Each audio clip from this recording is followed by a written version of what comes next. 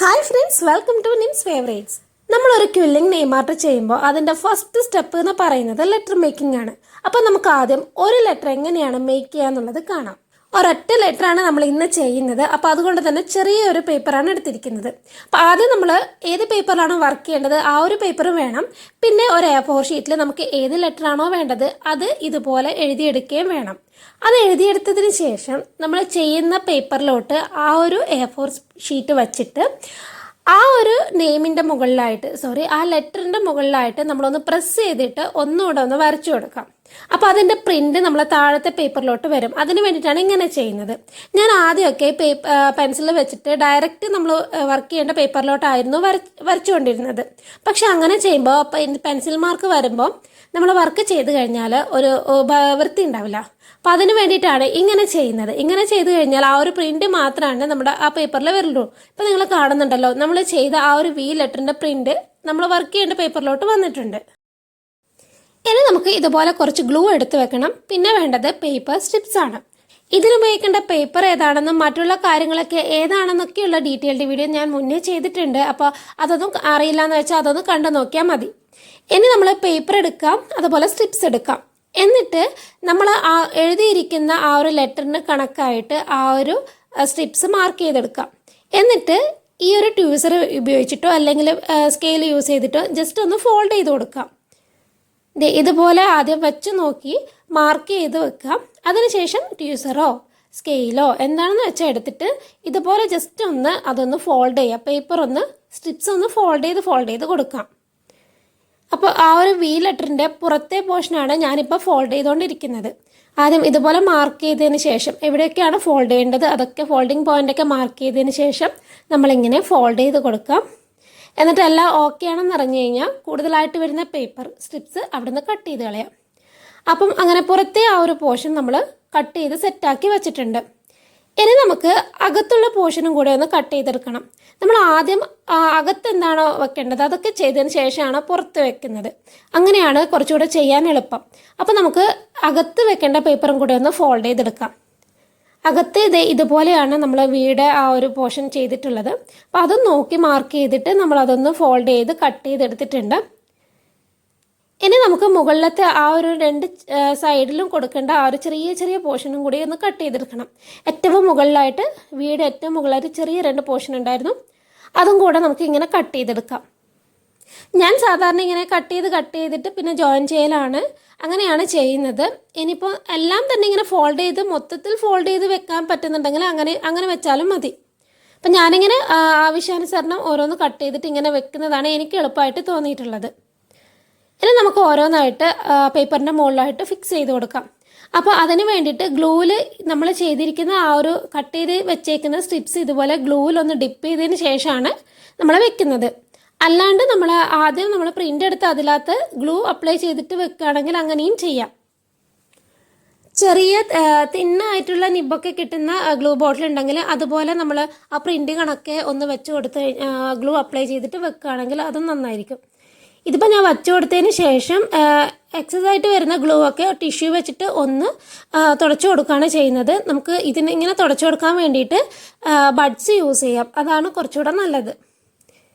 ഇതുപോലെ നമ്മളിങ്ങനെ ആക്കുമ്പോൾ സൈഡ്സിലൊക്കെ ചിലപ്പോൾ ഗ്ലൂ വരാൻ ചാൻസ് ഉണ്ട്. അപ്പോൾ അങ്ങനെ വരുമ്പോൾ നമ്മൾ ഒട്ടിച്ചതിന് ശേഷം അപ്പാടെ തന്നെ നമ്മൾ ഒരു ടിഷ്യോ എന്തെങ്കിലും എടുത്തിട്ട് അതൊന്ന് തുടച്ച് മാറ്റണം. പുറത്തുള്ള പോർഷൻ നമ്മൾ തുടച്ച് വൃത്തിയാക്കിയിട്ടില്ലെങ്കിലും ഇതിൻ്റെ ഉൾഭാഗത്ത് നമ്മളൊന്ന് ക്ലീൻ ചെയ്ത് വെക്കണം. കാരണം ഉൾഭാഗത്ത് നമ്മൾ വേറെ ഡിസൈനൊന്നും കൊടുക്കുന്നില്ലല്ലോ. പുറത്ത് നമ്മൾ ഓൾറെഡി വേറെ എന്തെങ്കിലും ഡിസൈനൊക്കെ കൊടുത്തിട്ട് നമ്മൾ അതൊക്കെ മറക്കും. അപ്പോൾ ഉൾഭാഗത്ത് നമ്മൾ എപ്പോഴും കുറച്ച് നീറ്റാക്കി ഇരിക്കാൻ വേണ്ടിയിട്ട് ശ്രദ്ധിക്കണം. ഇതിന് ഏത് ഗമ്മാണ് ഈ ഒരു വർക്കിന് വേണ്ടിയിട്ട് യൂസ് ചെയ്യുന്നത്, ഏത് പേപ്പറാണ്, പിന്നെ എന്തൊക്കെ കാര്യങ്ങളാണ് ഇതിന് വേണ്ടത് എന്നൊക്കെയുള്ള ഡീറ്റെയിൽഡ് വീഡിയോ ഞാൻ ഓൾറെഡി ചെയ്തിട്ടുണ്ട്. അപ്പോൾ അതൊക്കെ കണ്ടില്ല എന്ന് വെച്ചാൽ ഒന്ന് കണ്ടു നോക്കാം. ഇനി നമുക്ക് ഏറ്റവും മുകളിലുള്ള ആ ഒരു ചെറിയൊരു പോർഷൻ കൂടി ഒന്ന് ഫിൽ ചെയ്തെടുക്കാം. എവിടെയും കൂടി ഇങ്ങനെ തിക്കുള്ള ഗ്ലൂ ആണെങ്കിൽ നമ്മളിങ്ങനെ വെക്കുമ്പോൾ തന്നെ അപ്പം തന്നെ ഒട്ടി നിൽക്കും. നമ്മൾ വല്ലാണ്ട് ഇങ്ങനെ പിടിച്ച് നിൽക്കേണ്ട ആവശ്യമൊന്നുമില്ല.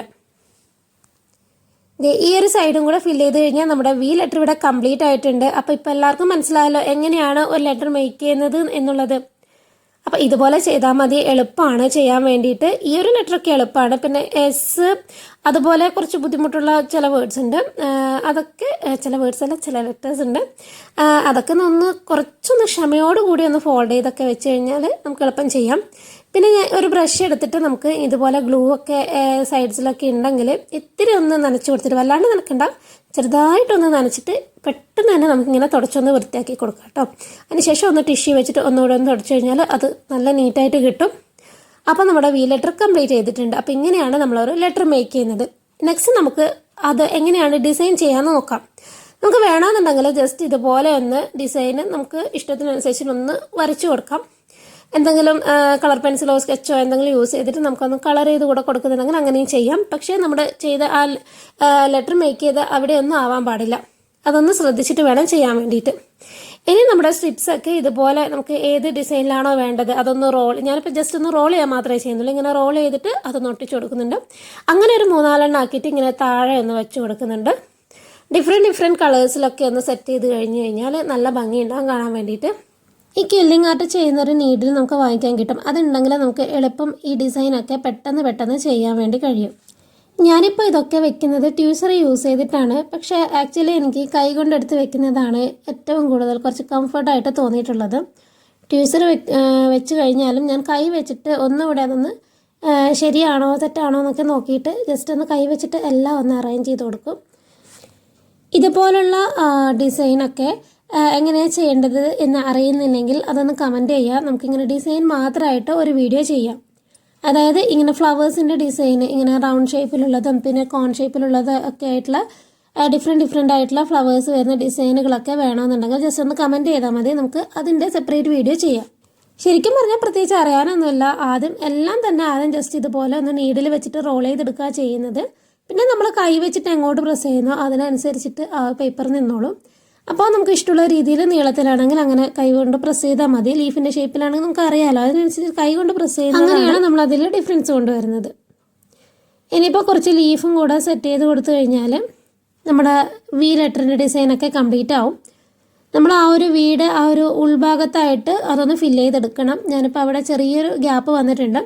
അവിടെ നമ്മൾ ഫ്ലവറോ ലീഫോ എന്തെങ്കിലും വെച്ചിട്ട് അതും കൂടെ ഒന്ന് ഫില്ല് ചെയ്യുമ്പോഴാണ് ആ വി ശരിക്കും എടുത്ത് കാണിക്കുന്നത്.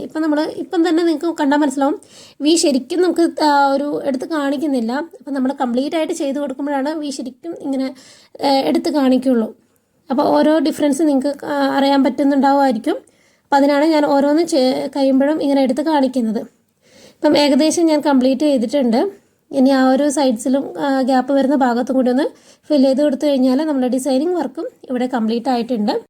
അപ്പോൾ ഇത്രയാണ് ഒരു letter making and designing work. അപ്പോൾ സിമ്പിളാണോ ചോദിച്ചാൽ സിമ്പിളൊന്നും അല്ല, കുറച്ച് ക്ഷമ വേണം, പിന്നെ ഇതിനോട് നല്ല ഇഷ്ടവും വേണം. അങ്ങനെയാണെങ്കിൽ നമുക്കിത് എൻജോയ് ചെയ്തിട്ട് ചെയ്യാം. അപ്പോൾ ഇതിനോട് ഇഷ്ടമുള്ളവരായിരിക്കും ഇത് കാണുന്നത് എന്ന് എനിക്കറിയാം. അപ്പോൾ നിങ്ങൾ ഇതൊന്ന് ട്രൈ ചെയ്ത് നോക്കും. അതിനുശേഷം നമുക്ക് ഒരു നെയിം മേക്ക് ചെയ്യുന്നത് എങ്ങനെയാണെന്ന് നോക്കാം. അപ്പോൾ അതിൻ്റെയൊക്കെ വീഡിയോ നമുക്ക് നെക്സ്റ്റ് ചെയ്യാം. അപ്പോൾ ഇത് ഇഷ്ടമായി എന്നുണ്ടെങ്കിൽ കമൻറ്റ് ചെയ്യുക, ഡൗട്ട്സ് ഉണ്ടെങ്കിലും കമൻറ്റ് ചെയ്യുക. അപ്പോൾ ഇന്നത്തെ വീഡിയോ ഇത്രയേ ഉള്ളൂ. അപ്പോൾ നല്ലൊരു വീഡിയോ നമുക്ക് വീണ്ടും കാണാം. അതുവരേക്കും ബൈ.